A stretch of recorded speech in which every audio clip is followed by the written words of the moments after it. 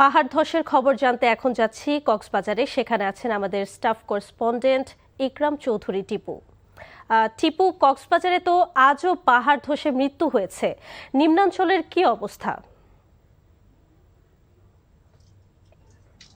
হ্যাঁ আদিবা, আপনি খবরে যেমনটি বলেছেন যে পাহাড় ধস কক্সবাজারের চকরিয়া উপজেলার মসনিয়া কাটা গ্রামে আজকে ভোররাতে 2 জনের মৃত্যু হয়েছে এবং আহত হয়েছে একজন। আসলে গত কয়েকদিন থেকে টানা বর্ষণ জনিত কারণেই পাহাড়ের মাটি একদম নরম হয়ে গেছে। এই কারণেই পাহাড় ধসের একটা সংখ্যা বেড়েই চলছে এবং পাহাড় ধসের আক্রান্ত হচ্ছে মানুষজন।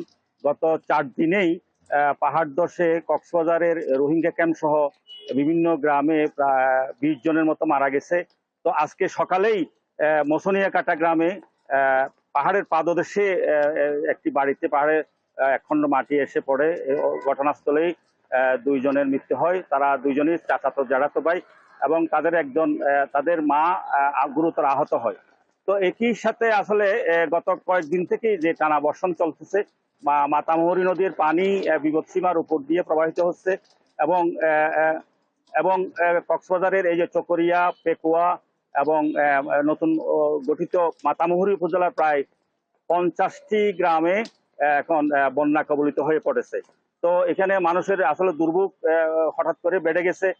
উপজেলা প্রশাসন থেকেও বলা হচ্ছে যে তারা প্রয়োজনীয় সহায়তা নিয়ে এগিয়ে যাচ্ছে এবং জেলা প্রশাসন থেকেও প্রয়োজনীয় সহায়তা দিয়ে যাচ্ছে।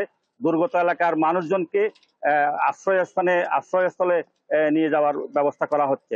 আদিবা, জানছিলাম বৃষ্টিপাতের খবর।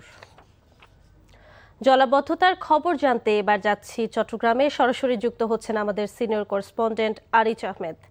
আরিচ, জলাবদ্ধতার কি অবস্থা এবং বাসা বাড়িতে কি পানি উঠেছে কিনা জানাবেন।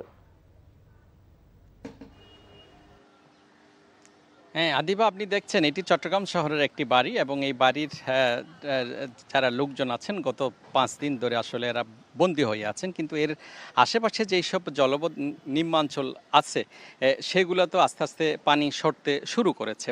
তবে চট্টগ্রামের পাশাপাশি আমরা যেটা হাটহাজারী, ফটিকছড়ি, রাউজান, রাঙ্গুনিয়া সহ বিভিন্ন এলাকার সাথে আসলে চট্টগ্রাম শহরের যোগাযোগটা বলতে গেলে বিচ্ছিন্ন হয়ে আছে এবং সেখানে যেই নদীগুলো আছে হালদা, শঙ্খ, ইছামতি, সেগুলো কিন্তু বিপদ সীমার উপরেই সেখানে পানি প্রবাহিত হচ্ছে।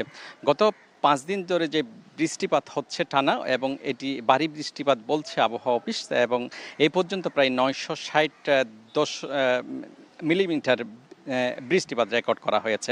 তবে একটি শঙ্কার কথা যে চট্টগ্রামে যে ঝুঁকিপূর্ণ পাহাড়গুলো আছে এবং সেখানে ধসের একটা সম্ভাবনার কথা বলছেন, এবং সে কারণে চট্টগ্রাম সিটি কর্পোরেশন এবং জেলা প্রশাসন নানা উদ্যোগ নিয়েছেন।